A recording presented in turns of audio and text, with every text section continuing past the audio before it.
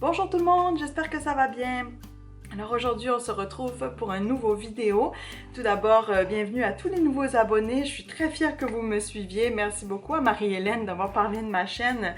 Et si vous venez de sa part, je vous fais un gros coucou. Pour tous les autres, bienvenue aussi sur ma chaîne. C'est super de voir qu'on est presque une centaine. Je pensais pas me rendre jusque là pour de vrai.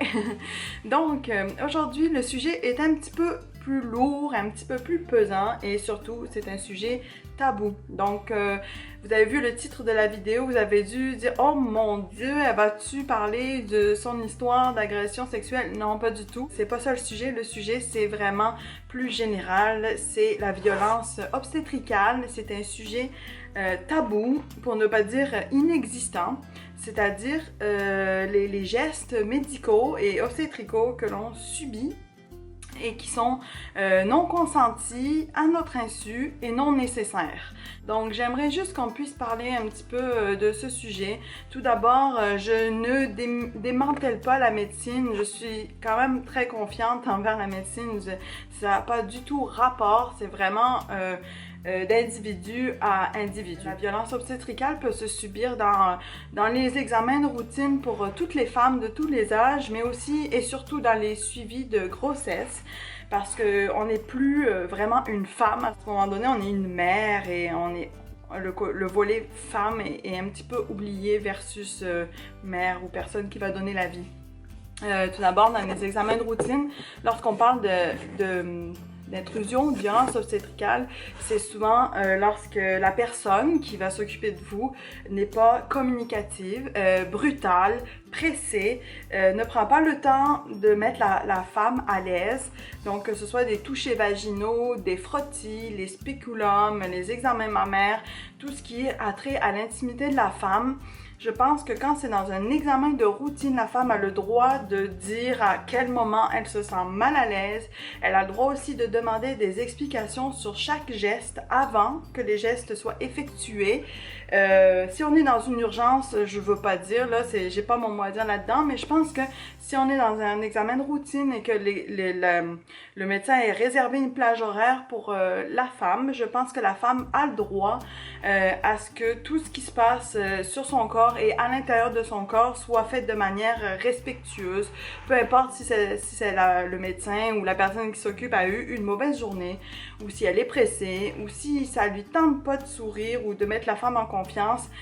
Je pense que la femme a le droit de prendre une pause, de dire regarde là, moi je me sens pas bien, je suis mal à l'aise, j'ai mal, j'ai peur, c'est ma première fois, j'ai besoin que tu m'expliques chacun de tes gestes. Je pense qu'on le fait pas assez.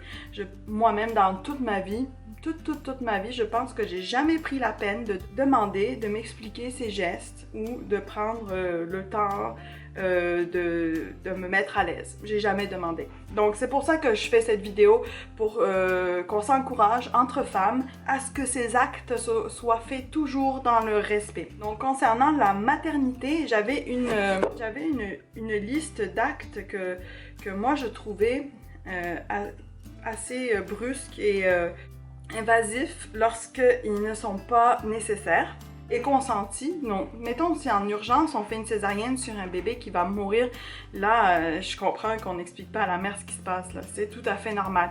Mais lorsque c'est non nécessaire, non urgent, et que les médecins ou les personnels de la santé ne prennent pas la peine ni d'expliquer à la maman, ni de lui donner le choix alors que légalement elle a le choix, je trouve que c'est invasif puis ça peut être brutal, d'où mon post sur la brutalité obstétricale. Donc la première chose qu'on a, c'est les touchés vaginaux et répétitifs et brutaux. C'est-à-dire si les touchés, il y a 3, 4, dans une même semaine, des touchés vaginaux, madame, asseyez-vous, paf, on met la main, bye, au revoir, merci, bonjour. La femme se sent brusquée, ok, bon, je me déshabille, de petit tata. Ça, je pense que la femme a son mot à dire là-dedans. Je pense même que les touchés vaginaux ne sont pas obligatoires trop souvent. Je pense qu'on peut discuter de ça avec un médecin sur le toucher vaginal. Je sais qu'avec la sage-femme, on peut dire qu'on veut pas ou qu'on veut, mais avec le médecin, il faudrait voir si on peut discuter de ça, s'il y a une ouverture. La deuxième chose, ce sont les strippings. Les strippings, c'est lorsque le gynécologue met à la fin de la grossesse les doigts dans le fond à l'entrée du col de l'utérus pour décoller la paroi utérine. Il me semble que c'est ça. Ça déclenche naturellement un accouchement. Ça peut être très bien parce que des fois la femme a dépassé le terme puis elle veut accoucher et tout ça, ça peut être très bien. Mais des fois, ce n'est pas consenti. La maman n'est pas au courant qu'elle se fait faire un stripping. Puis là, il y a des saignements, il y a des complications. Ça se peut que l'enfant vienne alors que le corps est pas prêt et ça fait une boule de neige sur des complications. C'est un acte, quand il est non nécessaire, il peut être invasif. Donc ça, j'encourage les femmes à se renseigner sur les strippings. Je connais pas le mot en français, je connais vraiment pas. Donc se renseigner sur ce sujet-là, puis d'en parler avec le médecin qui l'a su. Troisième chose, c'est l'épisiotomie. Donc lorsqu'on coupe la paroi l'entrée du vagin, dans le fond, on coupe pour que le bébé sorte plus facilement. Souvent, on dit que c'est une question de vie ou de mort du bébé, parce qu'il faut que ça sorte plus vite. Mais en même temps, le corps est capable de déchirer quand il faut. Puis il y a de moins en moins d'épisiotomie de toute manière, mais c'est bien de prendre le temps d'en parler, de se renseigner, toujours, de mettre ses limites dans la mesure du possible de l'urgence et de la gravité de la situation. Mais c'est bien de se questionner sur oui, non, pourquoi. La position d'accouchement sur le dos, notamment avec les pieds dans les étriers, c'est la position c'est à l'antipode de la position physiologique d'accouchement. Une femme ne peut pas donner naissance à un enfant sur le dos sans déchirer et sans avoir une perte totale de contrôle. Donc c'est quelque chose qu'on a le droit, je pense, de plus en plus dans les hôpitaux lorsqu'on n'est pas sous la médication, bien sûr. Je pense qu'on peut demander à accoucher dans la position qu'on veut et il faut en parler de plus en plus parce que pourquoi on met la femme sur le dos en accouchement, c'est pour que souvent le médecin soit mieux placé ou évidemment parce qu'il y a trop de médication et que la femme ne peut plus marcher, ne peut plus se déplacer. Donc c'est vraiment tout un effet boule de neige lorsqu'on commence dans les médicamentations et tout ça. On perd de plus en plus le contrôle sur les actes qui concernent la naissance. Donc il y a aussi les césariennes non justifiées. Allô, popo! Donne ta tête, bébé, on va pas te voir. Donc les césariennes non justifiées, lorsqu'on se fait faire une césarienne puis qu'on est incapable de nous donner une explication. Ça pour moi c'est un acte invasif, brutal émotionnellement, puis pour le corps de la femme évidemment. Demandez les dossiers d'accouchement, revoyez ça avec quelqu'un qui peut vous aider avec ça si vous le voulez. Demandez toujours d'avance. Moi, dans mon cas, ça s'est super bien passé. Ça a été une césarienne planifiée, ça a été une césarienne discutée, réfléchie, dans de conditions très très respectueuses pour moi et l'enfant. Donc dans ces cas-là, pour moi, la césarienne était nécessaire et ça a été un acte vraiment justifié. Mais il y a quelques fois où ils en parlent même pas à la mère de la situation d'urgence, puis après quand on revient sur la situation, il est incapable d'expliquer pourquoi ils ont fait une césarienne. Donc ça c'est quelque chose aussi à se préparer. Encore un autre acte, c'est les déclenchements. Donc lorsque la femme sous prétexte que peut-être elle est trop vieille ou qu'elle approche trop le terme, on fait des déclenchements au pitocin, des déclenchements médicalisés, donc des accouchements. Ça, lorsque c'est non justifié, non nécessaire, c'est très invasif parce que les contractions sont beaucoup plus fortes et donc ça implique la médication, donc l'épidurale, qui implique aussi une déchirure vaginale, donc une guérison un petit peu plus longue et peut-être un état d'épuisement de la mère un petit peu plus intense. Donc tout ça qui fait une boule de neige à partir d'un acte qui aurait pu être discuté et peut-être avoir un autre choix si la possibilité s'impose, mais juste de dire que ça reste quand même notre corps et tout ce qui va se passer à l'intérieur ou à l'extérieur peut-être discuté. Un des points les plus importants et qu'on ne parle jamais, c'est le point du mari. Donc si vous ne savez pas ce que c'est le point du mari, c'est fait mais vraiment très souvent. C'est lorsqu'il y a une déchirure vaginale lors d'un accouchement et que la personne professionnelle fait les points de suture. Souvent, elle le fait en joke, là, elle fait un point de suture de plus pour le mari, pour le plaisir sexuel de l'homme, parce que le vagin est plus serré. Donc, comme quand la femme était vierge ou en début en début de vie sexuelle, ça, pour moi, selon moi, ça c'est un acte très très intrusif parce que c'est pas nécessaire. De un, c'est pas nécessaire. Deux, c'est très rarement discuté avec la femme.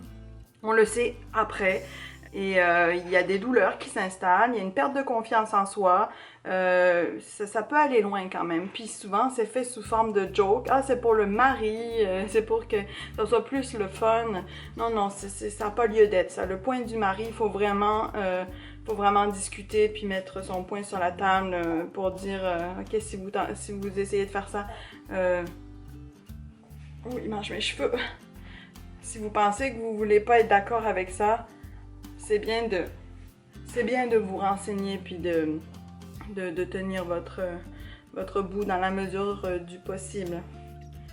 Donc un dernier point que j'aimerais aborder concernant la violence psychologique obstétricale, c'est lors des examens de routine, par exemple, les petits commentaires que l'on peut recevoir de la personne qui nous examine, genre « Oh, tes ovaires sont trop gros, oh, tes lèvres vaginales sont dans le chemin », tu sais, toutes les petites phrases qui peuvent faire qu'on se sent vraiment comme... tu sais, on se sent mal psychologiquement, on se sent un petit peu intimidé, mal à l'aise. C'est bien de parler, de dire, vous savez, ce que vous venez de dire, ça me rend mal à l'aise. Je suis quand même allongée sur le dos, les jambes écartées. J'aimerais quand même que ça se passe dans la confiance puis le respect. Donc, c'est vraiment ça que le mot d'ordre pour ma capsule. C'est vraiment, s'il y a un malaise qui s'installe, s'il y a quelque chose qui fait que le moment n'est pas supportable, je peux pas dire agréable parce que c'est jamais agréable ce moment-là, mais supportable, c'est bien de parler, de mettre un momentum. À ce moment-là, je me sens pas bien. C'est notre corps, c'est notre choix. En situation d'urgence, c'est différent, mais en situation de routine, ça reste notre choix. Donc sur ce, je vais vous laisser. On va se revoir prochainement pour un sujet un petit peu plus léger, je l'espère. Mais comme je dis, YouTube, c'est une plateforme médiatique assez libre. Et c'est ce que j'aime de ça, qu'on peut aborder des sujets qu'on ne voit pas souvent. Si vous avez des commentaires, si vous avez quelque chose à dire, si vous voulez me parler en privé, je suis là. Je sais qu'il y a des sites internet qui traitent du sujet, j'avais vu vite fait. Mais moi, c'est toujours un sujet qui m'a vraiment touchée parce qu'on n'a pas vraiment le contrôle là-dessus, puis on n'a pas vraiment le pouvoir, puis c'est très loin de l'agression ou quelque chose comme ça parce que justement, c'est le corps médical, mais ça reste notre corps. Sur ce, je vous dis à bientôt, restons solidaires, restons proches et on se voit dans une prochaine vidéo. Bye!